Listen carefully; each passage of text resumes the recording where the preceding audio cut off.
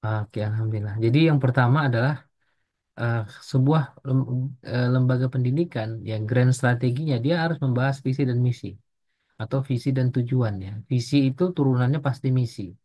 Nah, apa bedanya visi dengan tujuan?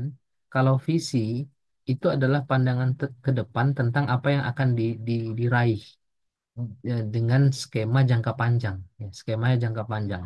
Sedangkan tujuan itu tidak pernah berganti. Kalau visi ada kemungkinan berganti.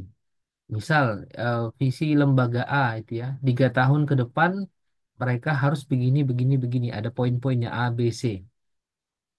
Tujuannya itu tidak berganti. Tujuannya tetap satu, yaitu asas kenapa lembaga itu dibentuk. Tapi visi itu selalu mengacu kepada target. Tapi bahasanya itu jangka panjang gitu ya. Nah, kemudian visi tadi itu di breakdown menjadi misi. Misi itu lebih kepada program kerja untuk mencapai visi. Nah, jadi ketika misalkan selama 3 tahun visinya itu tercapai, maka ya memungkinkan diganti dengan visi yang baru. Tapi tujuan tidak pernah berganti.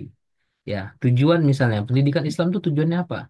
Tujuan pendidikan Islam adalah untuk eh, proses untuk menciptakan manusia yang karakternya itu sesuai dengan misi penciptaannya, ya kan di materi pertama kita bahas.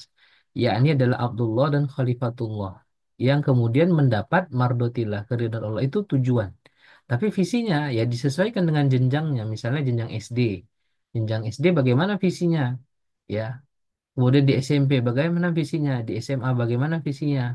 Atau misalnya di kalau di pondok pesantren misalnya di Wusto bagaimana visinya, di Ulia bagaimana visinya gitu ya. Nah, itu kaitan dengan visi. Kemudian breakdown programnya dalam bentuk misi. Nah, kedua kurikulum dan pedagogi. Kurikulum itu kan berarti materi pembelajarannya atau konten pembelajaran. Ya, bahasa kita sekarang disingkat silabusnya gitu ya. Nah, di silabus itu tentu di breakdown dikotomis bukan dikotomisasi ya, diperkecil lagi yang menjadi lebih detail dalam bentuk RPP, ya rencana program pembelajaran. Dan pedagogi, pedagogi ini terkait dengan sosoknya si gurunya tadi. Ya, guru itu ya pasti harus profesional. Artinya dia memang memahami tentang bagaimana menjadi seorang guru di sebuah lembaga pendidikan.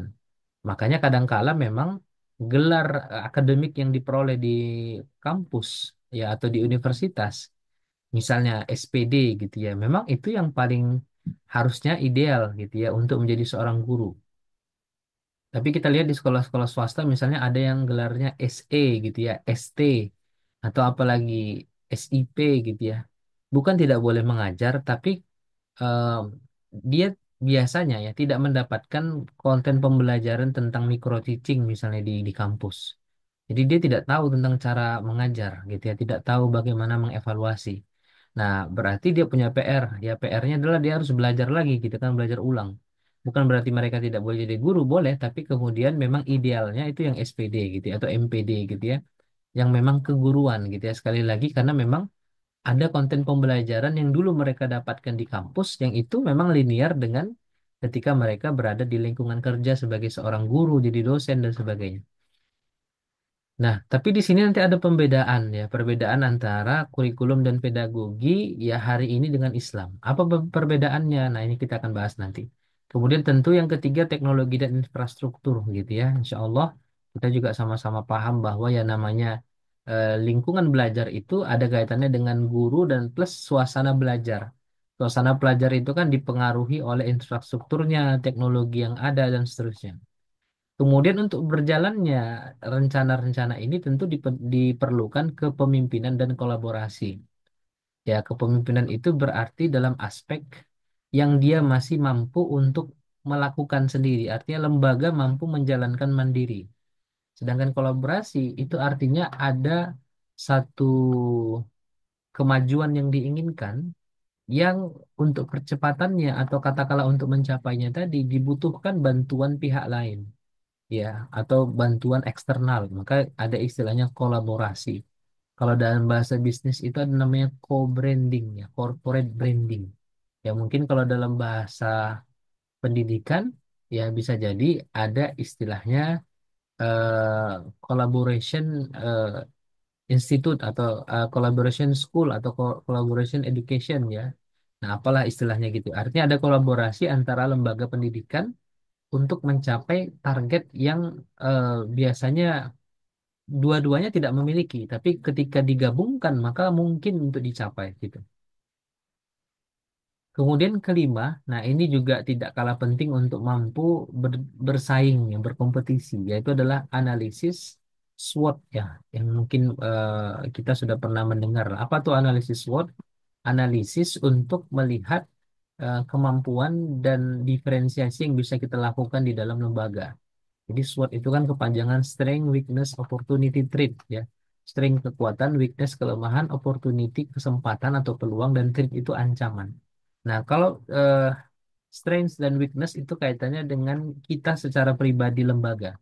Tentu kita sudah lakukan. Adapun opportunity dan threat itu lebih kepada peluang ya.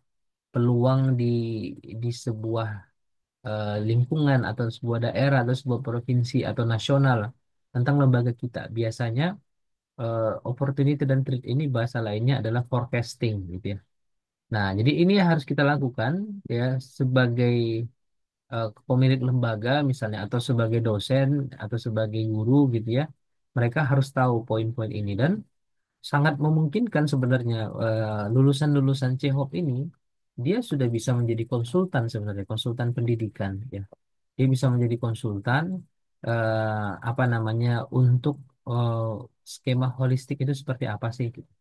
Cuman mungkin eh, seorang konsultan juga harus dibekali dengan kemampuan untuk consulting ya, untuk konsultasi ya. Kita juga ada program itu namanya Certified Islamic Educational Consultant.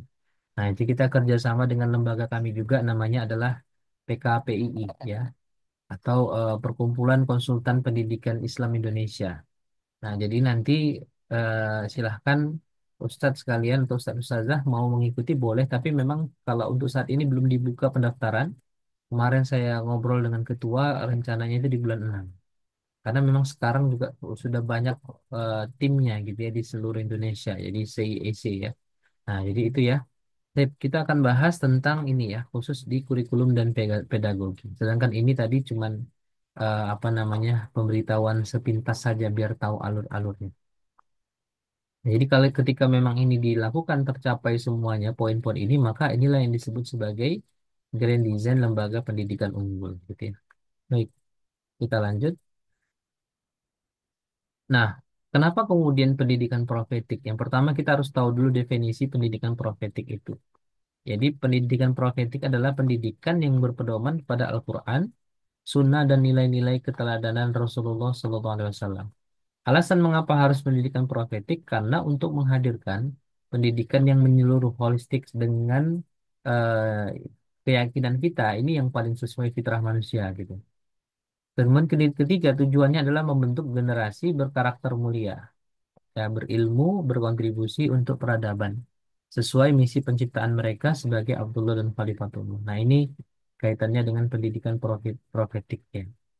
Nah, insya Allah nanti setelah pelatihan ini saya juga lagi fokus untuk buat bukunya. Mudah-mudahan bisa disegerakan selesai entah 2-3 bulan ke depan ya. Mudah-mudahan doanya juga semoga bisa bermanfaat ya bukunya untuk kita semua. Nanti khususnya untuk alumni kita akan kasih diskon khusus ya, harga khusus ya. Bisa jadi pedoman sembari kemudian mendengarkan video atau audio ulang dari pelatihan kita. Nah, ini kita kemarin sudah bahas, kita ulang lagi karena memang murojaah itu adalah kunci ilmu itu mengikat ya. Kenapa harus prophetic education?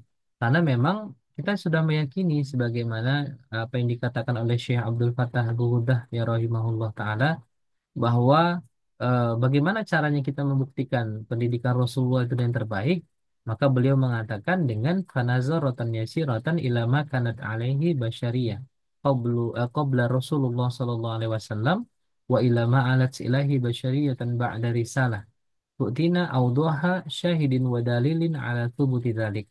Dengan melihat sekilas kepada kondisi kemanusiaan sebelum beliau dihadirkan gitu ya, atau sebelum beliau ada, dengan yang terjadi atau perubahan yang terjadi ketika Rasulullah telah menyampaikan risalah Islam yang beliau bawa. maka tu'tina awdaha syahidan wa dalilan ya ala thubuti dzalik. Maka kita mampu melihat bukti yang jelas dan petunjuk atas hal tersebut, atas perubahan yang diperoleh ya melalui tarbiyah nabawiyah ya atau pendidikan holistik Rasulullah SAW. Nah, ini yang pertama yang menjadi pembeda antara pendidikan holistik dengan yang biasa gitu ya.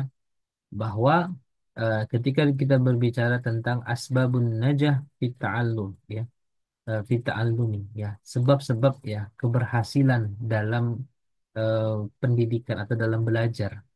Nah, dan ini tidak pernah diajarkan di pendidikan sekuler, di pendidikan saat ini. Ya, pendidikan yang kemudian katanya gitu ya bolak-balik ganti kurikulum, bolak-balik ganti pendekatan pembelajaran gitu ya, tapi tidak menghasilkan ya holistik profetik atau manusia yang betul-betul muslim gitu ya. Padahal kalau kita bicara tentang Indonesia misalnya, kemungkinan Indonesia itu bersyariat Islam itu sangat-sangat besar. Kenapa? Karena memang mayoritasnya muslim. Tapi ternyata yang dipilih bukan pendidikan Islam, justru pendidikan sekuler gitu ya, ala Belanda, ala Amerika, ala Barat ya. Nah, bagaimana lalu pendidikan Islam? Ini ada 5 pembedanya. Pertama, dalam pembelajaran Islam itu ya ini wajib ya, ya, bahwa harus ada niat yang ikhlas. Ini wajib, ya, harus ada niat yang ikhlas. Ya, harus ada niat yang ikhlas. Kalau niatnya sudah keliru seperti yang kita sampaikan di malam kedua kemarin ya, niatnya untuk dapat ijazah, untuk dapat nilai yang bagus ya, untuk dapat prestasi, untuk bisa masuk beasiswa, untuk dapat beasiswa. Niatnya aja sudah salah gitu. Maka tidak mungkin Allah memberikan nur, memberikan cahaya kepada dia. Makanya banyak orang sekarang itu tahu, tahu memang dia tahu, tapi bukan berarti itu ilmu. Nah, bukan berarti itu ilmu. Bisa jadi itu hanya sekedar pengetahuan. Ya, pengetahuan itu tidak berefek pada diri dia. Kenapa? Karena niat dia untuk mempelajari hal itu bukan karena Allah. Sehingga Allah pun tidak kemudian membantu untuk mengingatkan kepada dia. Makanya itu ada satu buku karya Ibnul Jauzi ya, judulnya adalah Hafalan Buyar Tanda Tak Pintar gitu ya. Nah, itu seringkali tuh ada pada diri kita saat ini gitu ya, sering lupa, sering luput. Karena kembali masalahnya. Dan niat ini sangat krusial sekali. Kalau kita baca kitab Riyadhus Shalihin, itu awal pembahasan adalah tentang niat. Ya bahwa niatnya kalau sudah tidak ikhlas, tidak lurus, ya sudah tuh. Mau sebesar apa amalan tadi, sepanjang apa amalan tadi, kalau niatnya salah, maka di sisi Allah tertolak. Nah, termasuk dalam hal belajar. Sama seperti malam ini, niatnya bukan ikhlas misalnya. Seperti yang saya bilang, niatnya karena ingin dapat sertifikat C-Hope gitu ya, untuk bisa nanti dipakai ketika eh, dapat klien misalnya gitu ya. Ya, itu namanya adalah benefit gitu ya. Benefit itu adalah sesuatu yang pasti didapatkan. Tapi kemudian niat itu harus menjadi tolak ukur dalam berbuat gitu ya. Nah, makanya kemudian yang paling penting, yang urgent itu adalah tentu adalah niat itu. Kemudian yang kedua adalah inayah. Inayah itu perhatian. Nah, jadi fokus perhatian. Karena kadang tidak bisa kita pungkiri, yang perhatian pun itu tidak sampai pada pemahaman, apalagi yang tidak perhatian. Artinya dia tidak betul-betul menyimak apa yang disampaikan oleh gurunya. Nah, karena mungkin oh gurunya masih muda nih, nggak usah diikutin lah. Saya lebih tua misalnya. Atau wah ini saya juga bisa belajar dari buku nih, ngapain saya dengerin misalnya gitu ya. Atau sambil dengerin sambil menyibukkan dengan aktivitas yang lain. Ya, perhatiannya tidak ada, tidak 100%. Padahal kalaupun perhatian 100% belum tentu ilmunya didapat 100%, apalagi kalau tidak 100%. Nah, maka perhatian ini menjadi utama, menjadi fokus. Ya, tentu perhatian ini akan didapatkan, lebih mudah didapatkan kalau niatnya yang dipasang ikhlas. Kalau udah niatnya nggak ikhlas, itu akan berefek ke sini nih, perhatian. Biasanya begitu. Kalau niatnya hanya untuk dapat ijazah, nantilah ketika saya mau ujian, saya nyontek aja ke teman ya. Kenapa? Karena memang niatnya udah nggak ikhlas. Maka perhatiannya itu juga akan berpengaruh dengan niat. Itu yang hari ini sangat kita banyak temui bagi siswa-siswa yang ada di sekolah-sekolah Islam saat ini. Bahkan di sekolah-sekolah sekuler gitu ya. Ketiga, al-fahmu atau pemahaman. Nah, ini juga berefek nih. Niat yang ikhlas itu berefek kepada perhatian, berefek kepada pemahaman. Kalau udah niatnya tidak ikhlas, tidak perhatian, maka saya jamin pemahamannya juga nggak akan terbentuk. Dia cuma tahu ya tahu. Ketika disebutkan pernah ikut pelatihan holistik profetik, oh tahu saya pernah ikut-ikutnya. Terus bisa bantu jelaskan bagaimana pendidikan profetik itu. Maka dia jawab, oh nanti saya share aja flyernya ya, iklannya tuh ada pelatihannya kayaknya bulan ini. Kenapa? Karena secara pemahaman dia belum berhasil gitu ya. Belum sampai pada titik itu. Makanya salah satu hal yang harus dilakukan dalam membentuk pemahaman adalah niat, perhatian. Nah, dan salah satu hal untuk salah satu aktivitas yang menunjukkan perhatian kita yang besar terhadap satu ilmu adalah murojaah, adalah mengulang-ulang. Nah, itu salah satu bentuk perhatian kita terhadap ilmu kata guru kami. Jadi harus murojaah. Ya, al-ilmu bil murojaah. Ilmu itu didapatkan dengan murojaah, gitu ya. Nah, jadi al-fahmu ya, Ustazah. Kemudian yang keempat, nah ini juga penting dan wajib ada nih ketika belajar. Apa itu musrifudun nasihah? Adanya musrif atau guru yang memberikan nasihat. Ya, atau ustazun gun nasihat. Ustadz yang memberikan nasihat. Nah, jadi kalau tidak ada ustadznya atau tidak ada gurunya, maka lebih banyak salahnya daripada benarnya. Makanya dalam hal belajar itu dia perlu guru. Dan guru itu sebagaimana yang kita ajarkan, kita pelajari dalam Islam, kalau bicara tentang sakofah, itu adalah dengan bil ikhbar, ya kan, dengan mengkhabarkan dan talakian, ya dengan talaki, ya, proses transmisional. Jadi duduk langsung berguru di depan guru, ya sehingga guru itu eh, apa namanya mampu melihat sudah sampai di mana kemampuan dari guru dari muridnya gitu ya. Nah, bukan kemudian hanya sekedar dari YouTube, dari Google, ya dari dari sosial media. Nah, itu nggak cukup. Biasa terpotong-potong gitu ya. Tapi kalau kita langsung punya guru yang kemudian musrifudun nasihat, ya maka ini insya Allah lebih jauh lebih baik ya, dan tentu ini lebih utama gitu ya, lebih utama, keutamaannya luar biasa gitu. Tapi kemudian ya, poin yang terakhir ya, dan inilah yang sebenarnya salah satu menjaga ilmu, yang menjaga ilmu kita, yakni adalah istiwa tabiah, ya, kebiasaan hidup yang lurus. Jadi kebiasaan hidup yang lurus artinya seorang seorang pelajar, ya, seorang daris ya pelajar, dia harus senantiasa membiasakan kehidupannya dari menjauhkan diri dari perkara yang maksiat dan senantiasa menjaga diri dari hal-hal yang yang maksiat tersebut. Ya sambil kemudian selalu bersegera pada ketaatan. Ya. Jadi istiwa utabiah ini ya yang kalau di dalam sejarah panjang para ulama-ulama kita itu bahkan sangat menentukan ya kredibilitas para ulama tersebut. Katakanlah dia ulama ahli hadis misalnya. Maka derajat keulamaannya tadi atau derajat hadis yang dia sampaikan itu sangat bergantung kepada kebiasaan hidupnya. Makanya mereka itu sangat berhati-hati. Ya bahkan kalau kata kata guru kami gitu ya, ketika berbicara dengan ulama itu sangat harus diperhatikan ya bagaimana adab kita dan seterusnya. Kenapa? Karena mereka itu ahli ilmu. Salah-salah kita kemudian ya, kena tegur gitu ya. Nah, teguran itu tentu baik, tapi memang kita harus betul-betul menjaga adab gitu ya. Makanya kalau kita di depan ulama ya makanya sangat-sangat kita harus perhatikan komunikasi kita ya. Dan mudah-mudahan itu bisa menular kepada aktivitas-aktivitas yang lain. Nah, gitu ya. Baik. Ini masih panjang nih slide kita. Sampai di sini mudah-mudahan bisa dipahami Ustaz Ustazah. Sebelum kita lanjut, kira-kira ada yang mau ditanya dari satu slide ini kira-kira? Karena ini penting gitu ya. Ada yang mau ditanya dulu sebelum kita lanjut? Saya tunggu ya kalau ada di chat boleh. Kalau tidak ada kita lanjut nanti.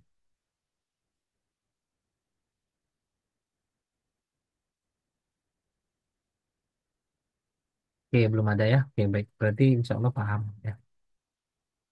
Kita lanjut ya.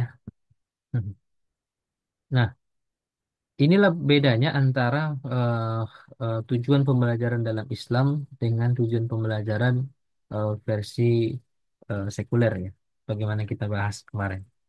Bahwa ini dari kanan ya, karena kita pakai bahasa Arab jadi grafiknya dari kanan. Nah, bahwa memang Islam itu punya thariqatun khassatun fid darsi, ya punya metode pendidikan yang khas, yang spesial, yang khusus, ya. Yang pertama adalah annahu yajibu, bahwa kita harus paham, ya wajib ya antadrosa ma'lumatun lil amali biha, bahwa kita harus paham ilmu pengetahuan itu dipelajari untuk dipraktekkan, untuk diamalkan. Makanya di sini nanti urgensinya ilmu itu bukan ilmu sembarangan, Ustaz saya, tapi ilmu yuntafa'u bihi, harus yang bermanfaat, yang bisa kita manfaatkan dengannya. Kalau seandainya tidak bermanfaat, maka tidak ada gunanya kita mempelajarinya tadi. Tentu bermanfaat ini bisa dalam dua versi. Kalau dia kaitannya dengan sakofah, dengan fikih, maka ini untuk bermanfaat untuk dunia dan akhirat. Sedangkan ilmu-ilmu yang sains, teknologi, yaitu cuma bermanfaat dunia saja.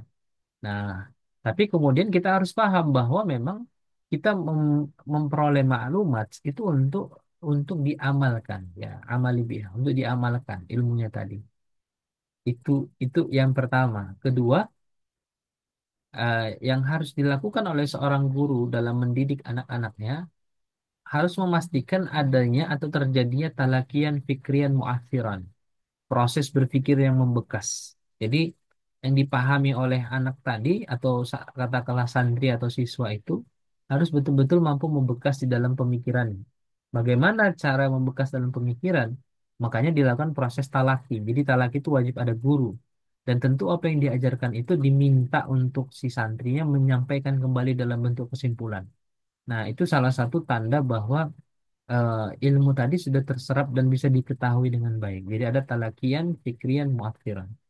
Nah, kemudian ta'asiru alal masyair, memberikan pengaruh pada perasaannya.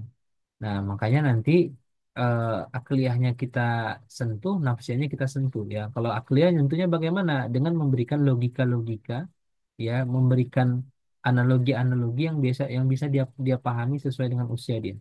Kemudian pengaruh kepada perasaan bagaimana caranya? Ya tentu dengan eh, menggunakan dalil-dalil atau hadis-hadis yang berkaitan dengan pembelajaran atau keutamaan-keutamaan yang dia peroleh ketika dia mempelajari itu. Nah, sehingga dihasilkanlah output peserta didik ya, eh, disebutkan di sini wa ta'allamu ad-darisi haqa'iq, ya, allati yu'aliju biha masyakilal haya. Dengan metode pembelajaran yang khas ini, maka pelajar mampu memahami hakikat ya, haqa'iq, hakikat-hakikat yang yu'aliju biha masyakil haya, yang memungkinkan dirinya mampu memecahkan problematika kehidupannya. Nah, jadi ilmu tadi yang menjadi al-fahmu kan pemahaman. Nah, pemahaman itu menjadi muyul, muyul itu menjadi amal. Nah, sehingga dia beramal berdasarkan muyulnya, berdasarkan pemahamannya. Pemahaman itu dibentuk dari sini nih, dari proses talakian fikrian dan ta'athiru ala masyair.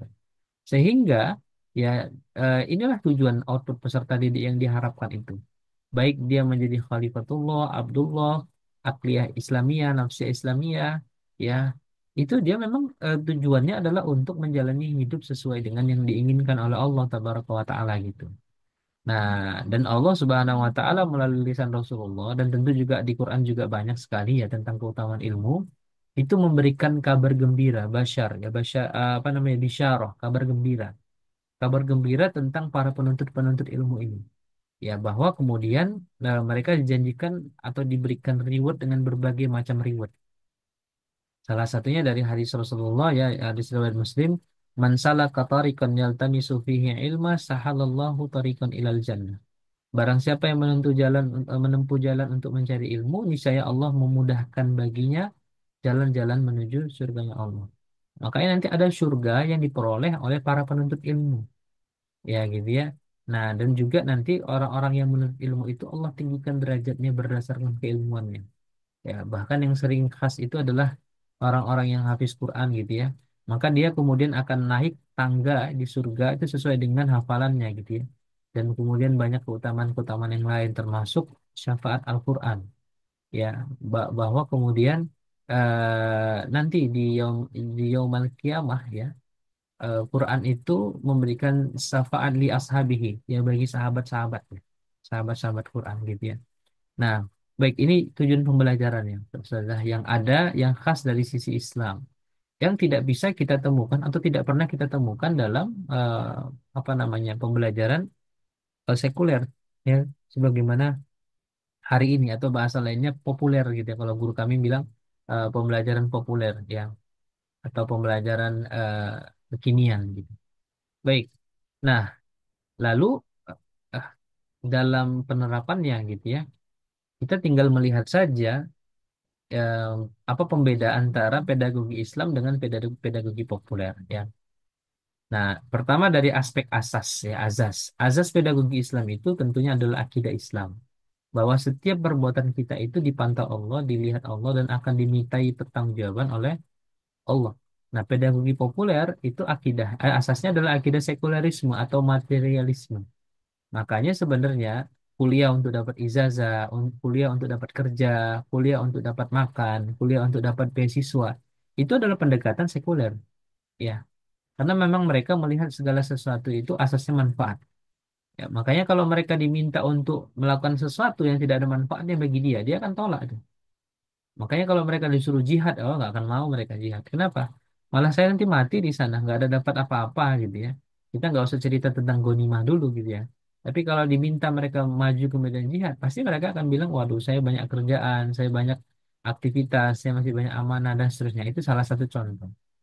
Ya, kalau diminta berlama-lama di majelis yang tidak menghantarkan uang, sedangkan dia misalnya bisa buat video-video di TikTok yang bisa menghasilkan uang, maka dia akan pilih TikTok gitu. Kenapa? Karena TikTok bisa menghasilkan uang, sedangkan berlama-lama di majelis tidak bisa menghasilkan uang. Nah, itu ya.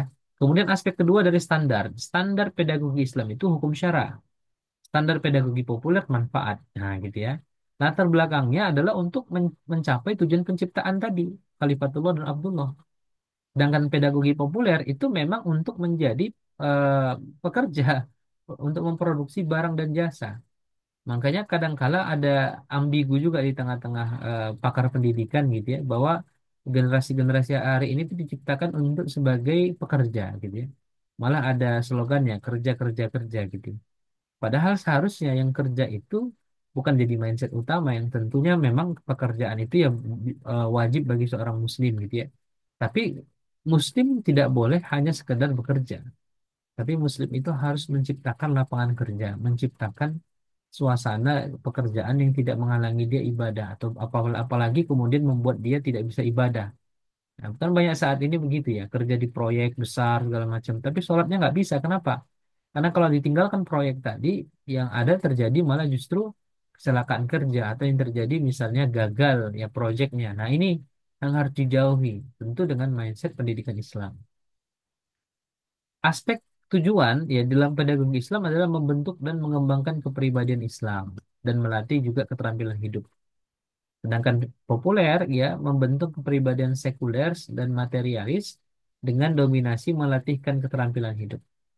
Nah, definisi manusia ciptaan dengan keterbatasan kebutuhan.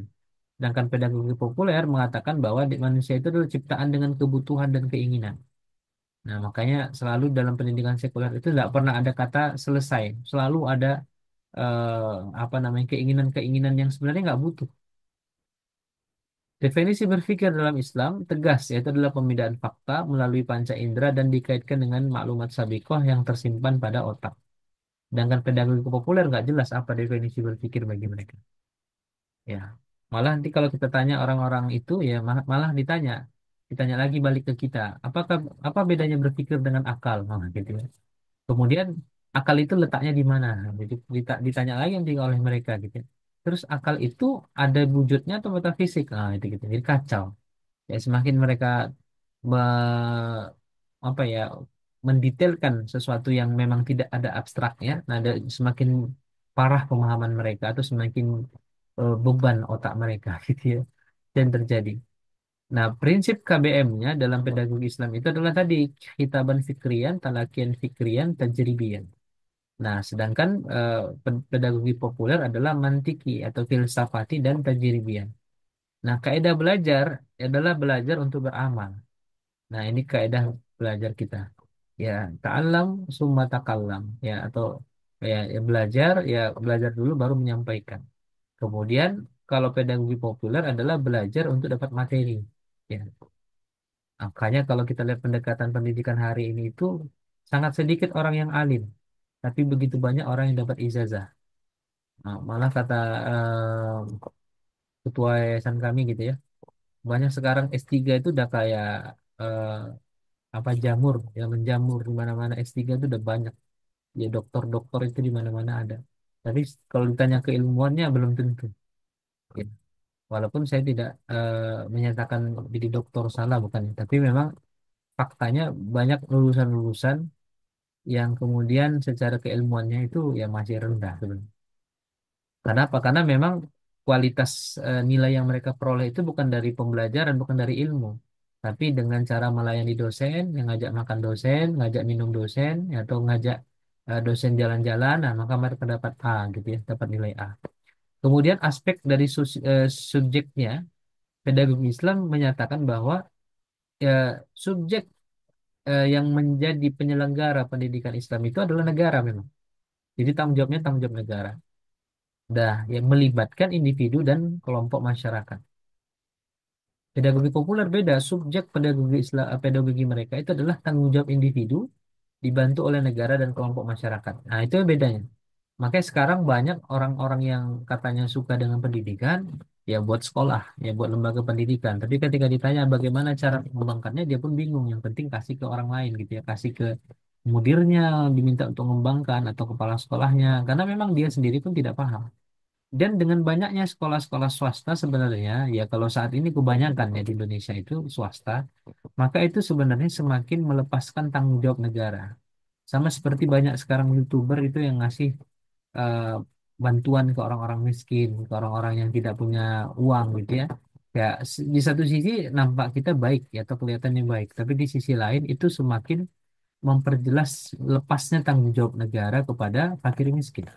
Ya, kalau kita mau lebih jeli untuk melihat fakta di lapangan saat ini. Nah, dan kemudian tahap perkembangannya di dalam Islam itu lebih mudah daripada ya perkembangan manusia menurut Barat. Nah, jadi dalam Islam itu ya cuman tahap apa janin, kemudian pasca natal atau kemudian 0 sampai 2 tahun, ya. Kemudian eh, tahap kanak-anak atau praoperasional, kemudian tahap tamyiz, disinilah kemudian mulai diajarkan pembiasaan untuk ibadah dan sebagainya. Kemudian amrod, ya ini masa proses dari tamyiz ke balik. Kemudian taklif, ya masa sudah balik sampai dewasa. Dan futuh, ya ini eh, yang katanya kalau sudah di fase 40 tahun ini harus banyak-banyak istighfar dan banyak-banyak sholat gitu. Ibadah, banyak ibadah gitu ya. Karena memang sudah tahap mendekati kematian gitu ya. Baru kemudian tahap pasca kematian, ya yang akan dimintai pertanggungjawaban oleh Allah terhadap apa yang dia lakukan ketika di dunia. Nah, dan dalam tahap pembelajaran di sekolah, ya pedagogi Islam itu ya dibagi dua saja. Jadi ada namanya pedagogi, ada andragogi. Ya, tingkatan-tingkatannya kemarin kita bahas ada tiga. Ada mubtadi, mutawasid, dan muntahi. Mubtadi itu tingkat ibtidaiyah, ya setara SD atau MI. Ya, kemudian mutawasid itu tengah-tengah, itu tingkatannya SMP, ya atau MTS. Kemudian muntahi itu tingkat aliyah, ya ulia atau aliyah, ya setara SMA, MK atau MA. Ya, usianya di sini bisa dilihat, ya. Sedangkan nanti ketika di perkuliahan itu kategorinya andragogi, andragogi ya. Jadi kalau di sini itu sudah masuk ke andragogi awal ya di masa muntahi, sedangkan di spesialisasi kuliah itu memang andragogi. Nah, untuk di sini yang menentukan pendidikan itu adalah tentunya lembaga negara pendidikan Islamnya tadi.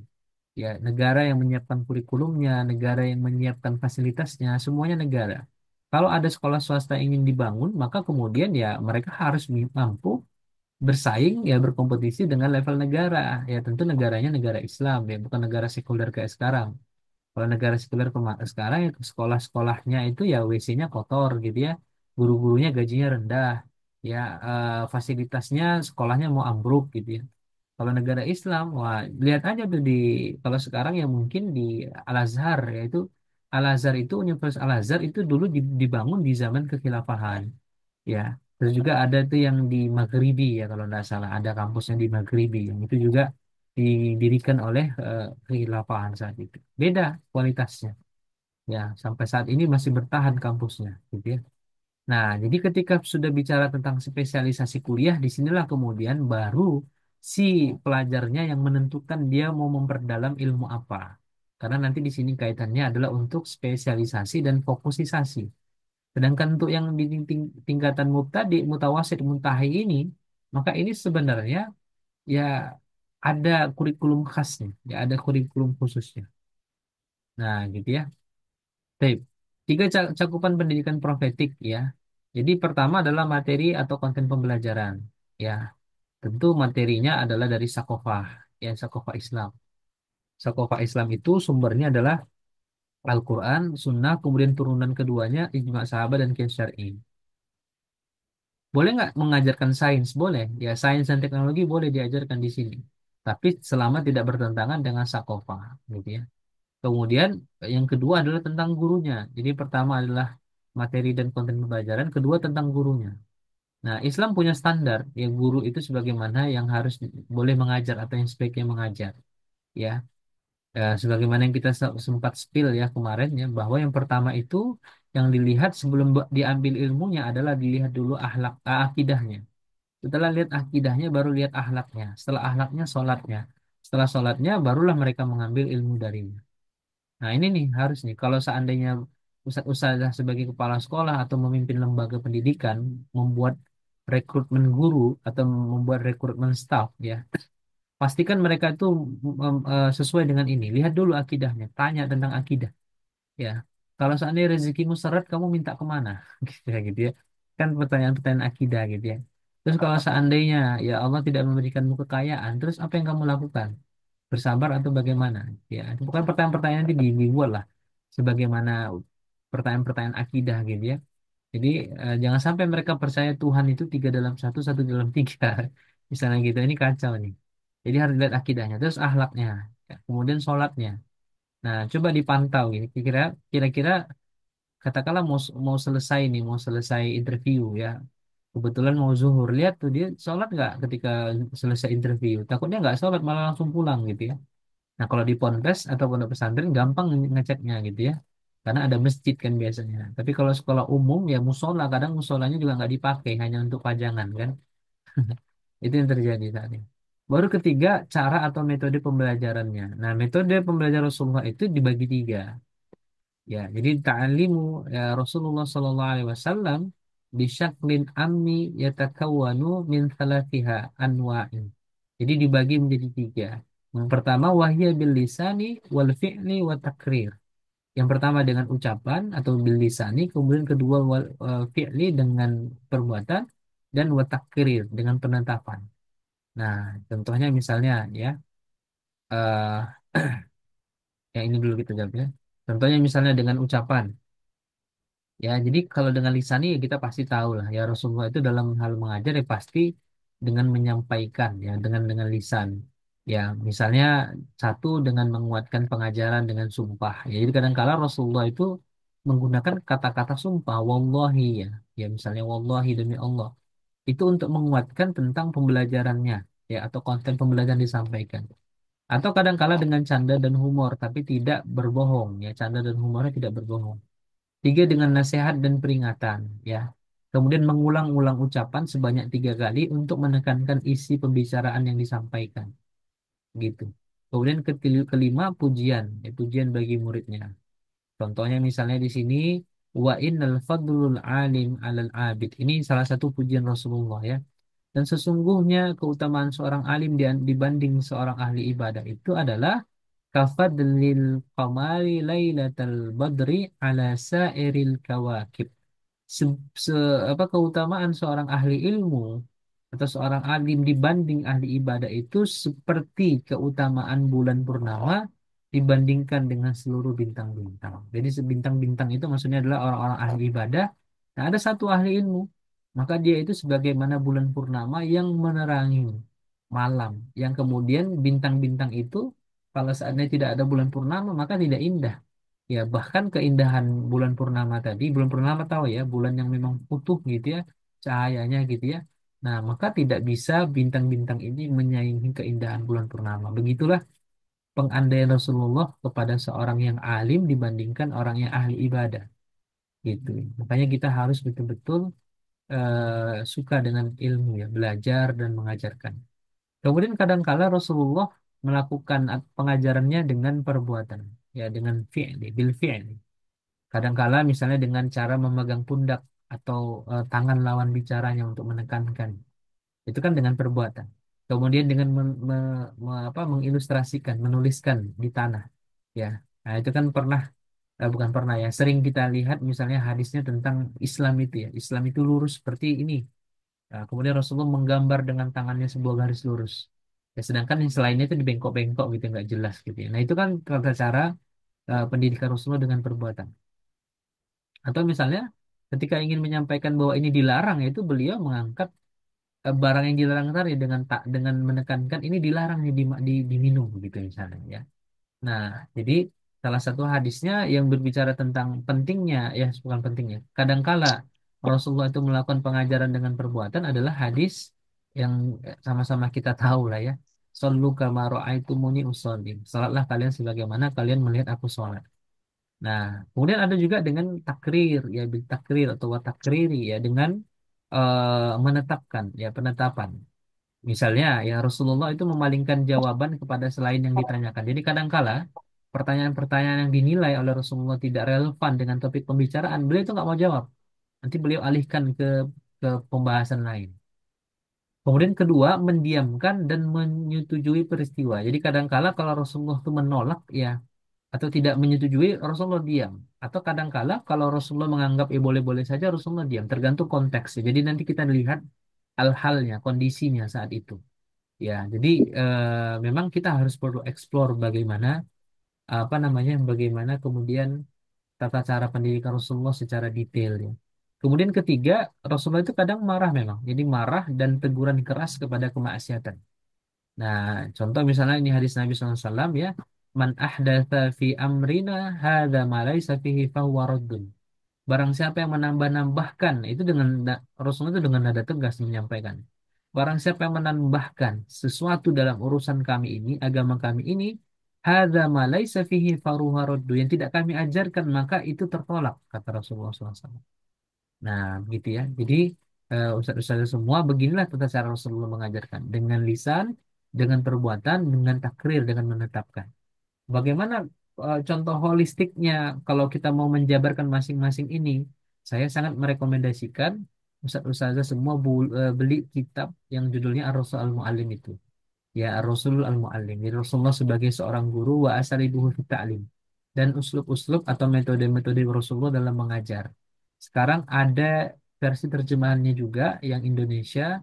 Judulnya kalau cek di marketplace yang di orange atau yang di biru yang dimanapun ya, judulnya adalah Muhammad Sang Guru atau Rasulullah Sang Guru. Nanti coba dicek. Nanti dilihat aja penulisnya adalah Syekh Abdul Fattah Abu Gundah, ya Syekh Abdul Fattah Abu Gundah. Nah, barulah kemudian setelah kita memahami ini, kita susun metode pembelajarannya. Mulai dari persiapan awal. Apa persiapan awalnya? Tujuan pembelajaran disampaikan, niatnya kita luruskan, memilih materi, ya, kemudian penyediaan sumber, ya. Kemudian baru ketika pembukaan, ya kita ajak mereka berdoa dengan doa belajar, kemudian niat yang ikhlas, ya semata-mata karena Allah, kemudian menciptakan lingkungan yang positif, ya. Kemudian untuk menstimulus biasanya kalau guru kami mengajarkan dengan murojaah, dengan mengulang kembali atau mereview materi yang disampaikan pada pertemuan sebelumnya, kemudian baru kita sampaikan materi yang ada atau materi yang baru. Nah, disampaikanlah materinya tadi. Untuk menyentuh akliyah dan nafsiyahnya tadi, atau untuk menyentuh perasaan dan akalnya tadi, maka kita bisa menggunakan kisah dan analogi. Bisa juga dialog dan tanya jawab, dan juga demonstrasi dan praktek langsung. Nah, untuk kemudian menguatkan hafalan mereka, menguatkan pemahaman mereka, maka dilakukanlah latihan berulang atau murojaah. Kemudian tentu dengan mengamalkan yang dipelajari. Nah, ini yang tidak ada dalam pendidikan sekuler gitu ya. Wajib harus mengamalkan yang dipelajari agar terikat ilmu tadi. Agar lebih kuat lagi mengajarkan kepada yang lain ilmu yang diajari. Nah, itu lebih kuat lagi tuh, Masya Allah. Makanya kalau ada kita lihat seorang santri gitu ya, yang suka belajar, mengulang-ulang hafalan, diamalkannya dalam kepribadiannya. Kemudian ketika ada adik kelas yang mau tanya tentang pelajaran yang dimaksud, dia tidak segan-segan mengajarkan. Itu kita pasti bisa menjamin anak ini paham tentang ilmu tadi. Dia dapat ilmunya.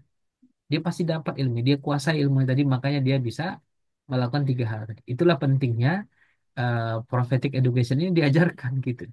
Nah, jadi ketika nyusun RPP, ini kan biasa di RPP ya. Jangan sampai kita hanya selesai dalam pembelajaran kemudian pulang gitu ya. Nah, jadi jangan sampai kalau bisa di apa namanya di tahap-tahapan ini kita betul-betul ikuti. Hingga terakhir di penutup ya kita pakai doa kifaratul majelis, kemudian pemberian motivasi tadi tentang kemuliaan seorang ahli ilmu gitu ya, bahwa mereka itu sebagaimana bulan purnama dibanding bintang-bintang itu kan membuat mereka akan semangat. Atau misalnya kita sampaikan bahwa kalau kalian belajar kemudian betul-betul mempelajari ilmu Islam ini, maka Allah akan memberikan ganjaran dengan surga-surga yang terbuka untuk kalian misalnya gitu ya. Itu kan membangkitkan motivasi mereka. Baru tidak lupa kita mengevaluasi sudah sejauh mana ilmu itu dipelajari. Makanya para sahabat Rasulullah itu unik, ya unik beliau. Para sahabat itu ketika belajar, ya mereka tidak akan beranjak dari satu ayat ke ayat yang lain sebelum mereka memahami ayat itu. Makanya ada kisah itu ya Umar bin Khattab ya Khalifah Umar bin Khattab itu menghabiskan waktu sekitar 12 tahun untuk mempelajari surah Al-Baqarah. Nah, baru kemudian beliau lanjut ke yang lain gitu. Jadi bedakan antara menghafal dengan mempelajari. Nah, kalau di akhir zaman sekarang itu kebalik. Banyak bermunculan penghafal-penghafal Quran, tapi mereka kalau ditanya paham nggak? Nggak. Mereka cuma tahu baca, mereka cuma tahu hafalan. Tapi kalau ditanya item per itemnya, ya tentang asbabun nuzulnya misalnya, tentang kaedah-kaedah fikihnya di dalam ayat tersebut, atau ditanya ini hukumnya tentang apa gitu ya, mereka nggak tahu. Nah, jadi beda. Kalau dulu sedikit tapi berkualitas, kalau sekarang menjamur tapi tidak ada kualitas. Kenapa? Bisa jadi yang di awal tadi, yang 5 poin tadi, mulai dari niatnya hingga kemudian apa namanya kehidupan mereka ini tidak lurus. Bayangkan gimana kita kehidupan lurus Ustaz Ustazah. Keluar nampak aurat, ya kan? Kesana kemari ikhtilat campur baur, ketemu teman yang omongannya ghibah, ngefitnah sebagainya. Maka memang ilmu itu sekarang sangat susah didapatkan. Ya, pengetahuan gampang diakses, tapi ilmu, ya apalagi ilmu yang yuntafa'u bihi itu sangat susah dipahami dan diamalkan saat ini. Apalagi ketika para ulama dicabut oleh Allah Subhanahu wa taala yang tersisa adalah orang-orang jahil yang gara-gara subscribernya jutaan mereka lebih didengar daripada alim ulama di kampung yang memang tidak punya subscriber gara-gara fokus mendidik santri gitu ya. Nah, itu ya dilema kita saat ini. Tapi mudah-mudahan dengan ilmu yang kita pelajari ini kita bisa meningkatkan kualitas pembelajaran kita. Oke, 2 slide terakhir. Ya, ada beberapa prinsip, 5 prinsip esensial yang harus diperhatikan guru. Yang pertama adalah murid itu cerminan gurunya. Maka kemudian pastikan sebelum memberi ilmu, kita pun berilmu. Kedua, pendidik itu adalah gelar kehormatan yang tidak kenal waktu. Baik di sekolah, di rumah, di pasar, dimanapun, seorang guru tetaplah guru. Ketiga, tujuan yang paling utama dari seorang guru adalah menanamkan akidah dan adab. Maka mulailah dengan memiliki akidah dan adab yang betul. Ya. Kemudian pendidik haruslah mengajarkan kebenaran, membantah kebatilan, dan membimbing santrinya untuk memahami Islam secara kafah. Ya, jadi ini yang harus dipahami ya. Kelima, jadikan profesi guru itu sebagai investasi akhirat. Karena memang nggak akan mungkin zaman sekarang orang kaya gara-gara jadi guru nggak akan mungkin. Ya, kenapa? Karena memang kita tahu sendiri, memang ya secara secara pendapatannya berapa ya, tugasnya berapa gitu ya. Makanya kemudian yang kita utamakan itu adalah investasi akhirat. Ya, jadi setiap kebaikan yang kita ajarkan itu sebagaimana apa analoginya itu layaknya bola salju yang terus menggelinding bergulir semakin besar apalagi santrinya itu mengamalkan dan mengajarkan kepada orang lain.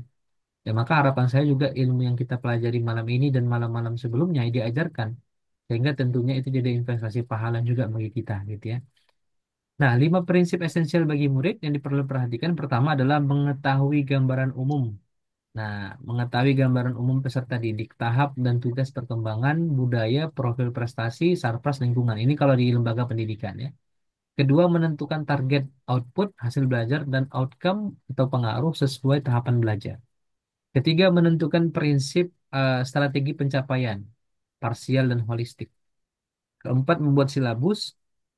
Indikator ya tujuan dalam silabus itu ada indikator tujuan materi bahan ajar waktu teknik pengukuran dan penilaian kemudian evaluasi dan yang kelima adalah pelaporan hasil belajar dari Oke, pada kepala sekolah gitu ya. Jadi dengan lima oke, eh, poin ini ustadz-ustazah semua oke, mudah-mudahan kita bisa semakin oke, eh, kuat ya, oke. semakin paham dalam pembelajaran dan mudah-mudahan materi ini bisa diterapkan nanti dalam lingkungan eh, apa lingkungan profesional kita, apakah itu di sekolah, di lembaga pendidikan atau di rumah dan sebagainya. Baik, ya jazakumullah khairan, ya itu materi kita yang terakhir. Silahkan jika ada yang mau didiskusikan, saja semua ya kami berikan kesempatan. Baik yang via chat boleh, ya via audio juga boleh.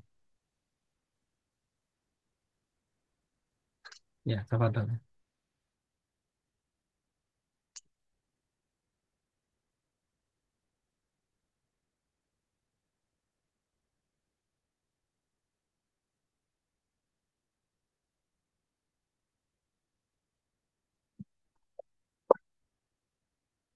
Izin Ustadz, boleh bertanya?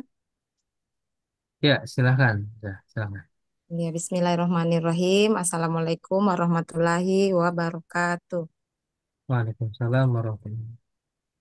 Eh, Terkait dengan sumber ilmu Ustadz, kan saya pernah membaca, pernah juga mendengar tentang hikmah Iya, sebagai kekayaan yang dimiliki oleh kaum muslimin, tapi dia terserak. Mungkin selain dikatakan tadi rujukan kita Al-Quran, As-Sunnah, ijma para ulama, mungkin bisa Ustadz jabarkan sedikit tentang hikmah karena dalam perjalanan kehidupan menemukan hidayah Allah, saya itu paling sering mendapatkan hikmah. Hikmah itu biasanya dititip Allah lewat hati, lalu kemudian bertaburanlah kalimat-kalimat yang penuh dengan pelajaran untuk menjadi bahan introspeksi bagi umat manusia. Dan biasanya hikmah itu muncul tidak pernah saya rencanakan. Selalunya Allah bisikan dari dalam hati, lalu terucap lewat lisan. Contohnya Ustadz, seperti tadi waktu di kampus, setelah selesai ujian Mahata Kuliah Pendidikan Agama Islam, hati saya itu seperti dibimbing Allah untuk memanggil dua orang mahasiswa yang dalam penilaian saya mereka butuh bimbingan khusus. Kenapa saya katakan demikian? Karena ada sikap perilaku bahasa tubuh yang ketika saya baca, sepertinya mereka di masa depan akan menjadi pelaku KDRT ketika membangun kehidupan rumah tangga. Dan itu alami, alami saja Ustadz, Allah berikan ilmu itu di dalam hati saya. Dan setelah saya panggil, ternyata dugaan saya benar tentang sisi kepribadian mereka yang tersembunyi, tapi mereka heran karena kenapa saya bisa tahu sementara saya hanya ketemu mereka di ruang perkuliahan. Jadi saya berikan beberapa bimbingan, saya sampaikan ibu hanya berharap suatu saat nanti ketika kalian menjadi suami betul-betul siap jadi suami, betul-betul siap jadi ayah. Adapun hari ini ibu menyampaikan nasihat ini hanya karena bimbingan dari Allah. Jadi mungkin tolong penjelasannya Ustadz tentang hikmah ini karena saya rasakan betul-betul Allah itu membimbing lewat hati, dari hati lalu keluar jadi kalimat atau itu tadi firasat yang tajam. Ya mungkin demikian Ustaz, terima kasih. baik ya sama-sama Ustazah. Ini tentang ilmu apa bicara tentang hikmah ya.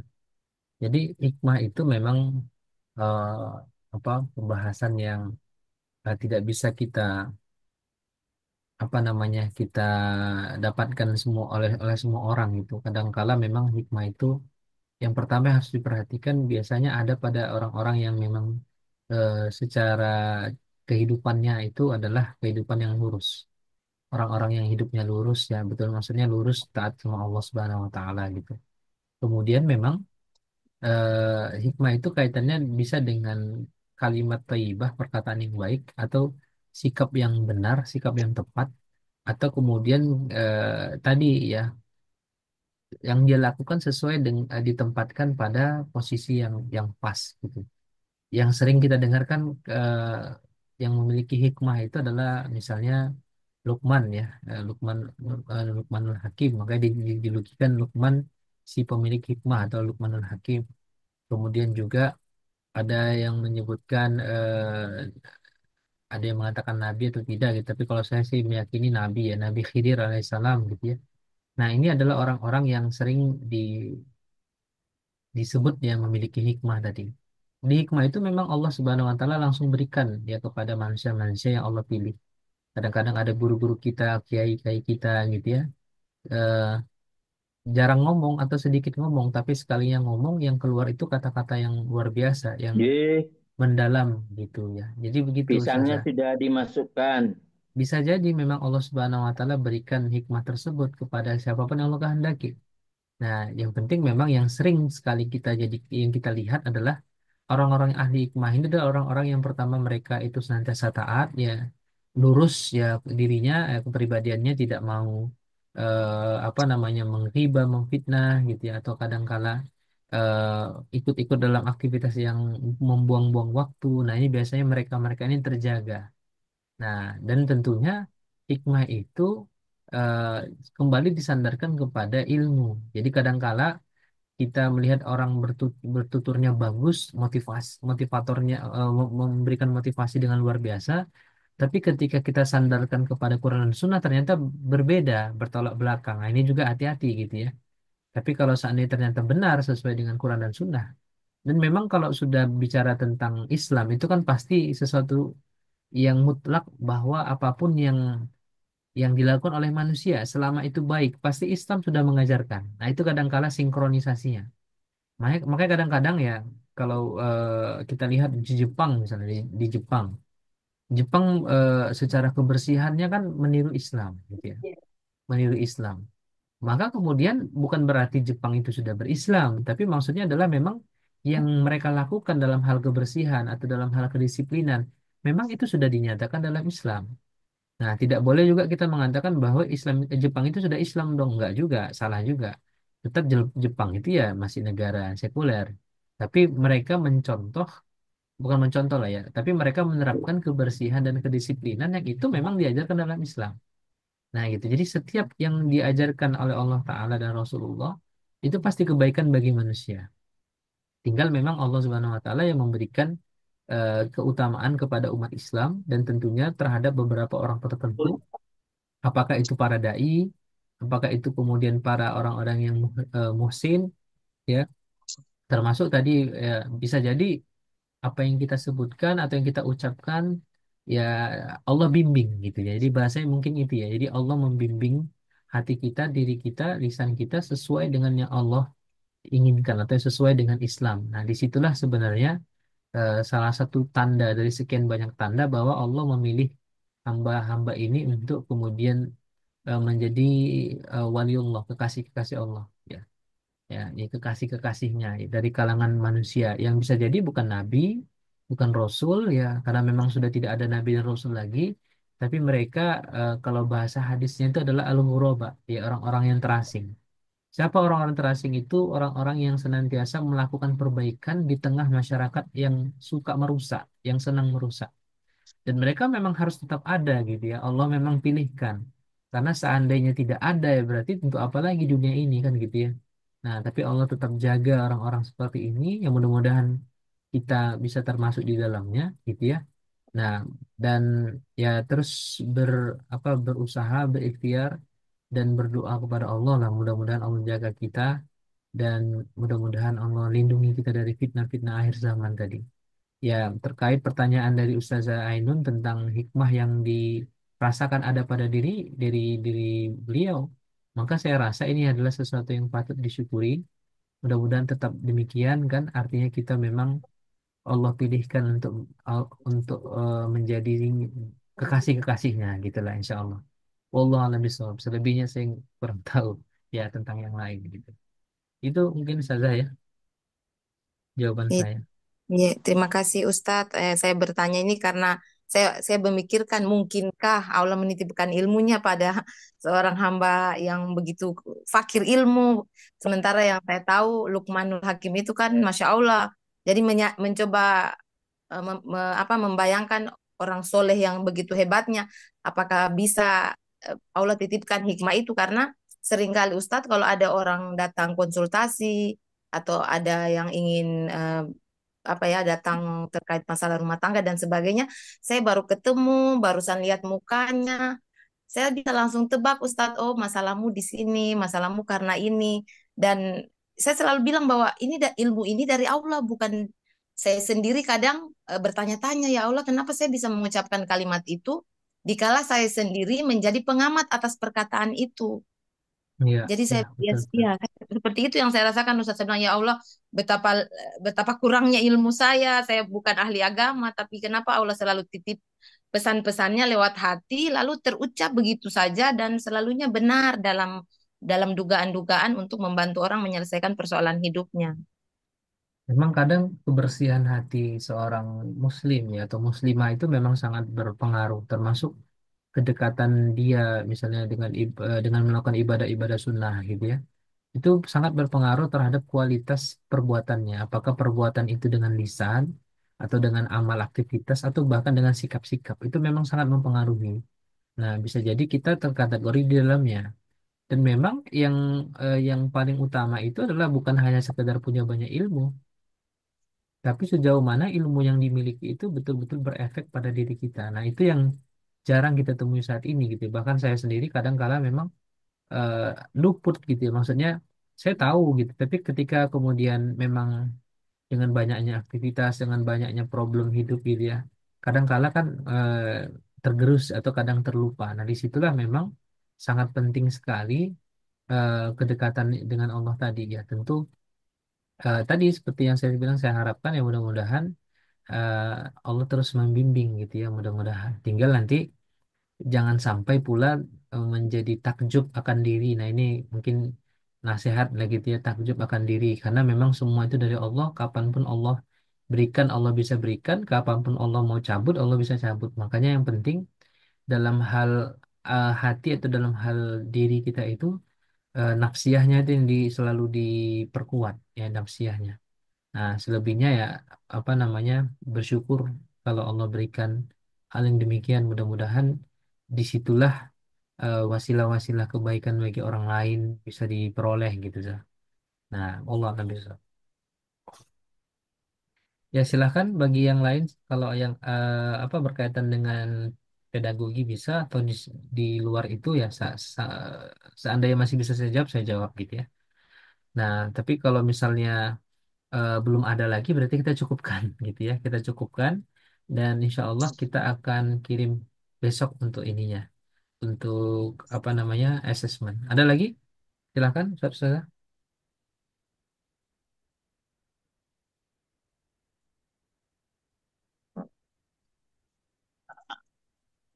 Oke, cukup ya berarti. Alhamdulillah. Baik, eh, kalau memang sudah tidak ada lagi, berarti pertemuan kita sampai di sini untuk 4 materi. C-Hope sebenarnya ada 6, tapi kan kita sudah gabungkan ya di materi kedua dan ketiga kemarin. Jadi total ada 6 materi sebenarnya. Kita singkat dan jadi 4 hari. Mudah-mudahan ilmu yang sedikit ini bisa bermanfaat bagi kita semua, menjadi pengingat bagi kita semua. Dan harapan kami ilmu yang dipelajari ini diamalkan dan disampaikan, didakwahkan. Adapun yang memilih paket yang komplit, yang sertifikat, maka besok bisa mengisi asesmen dan nanti akan diberikan sertifikatnya setelah menyelesaikan asesmen dan lulus dalam asesmen. Sedangkan bagi yang mengikuti atau yang memilih paket yang biasa, masih ada kesempatan untuk mengupgrade ya. Kita tunggu sampai besok sore. Kalau seandainya ada, insya Allah nanti bisa kita masukkan dalam paket sertifikasi. Demikian mungkin dari kami, ya Al-Fakir, mohon maaf kalau ada salah kata, salah sikap, dan sebagainya. Kita cukupkan dengan hamdalah, alhamdulillahirabbil alamin, dan istighfar, astagfirullahaladzim, astagfirullahaladzim, astagfirullahaladzim, dan doa kifaratul majlis, subhanakallahumma wa bihamdika, asyhadu an la ilaha illa anta, astaghfiruka wa atubu ilaik. Wallahu a'lam bisawab. Assalamualaikum warahmatullahi wabarakatuh.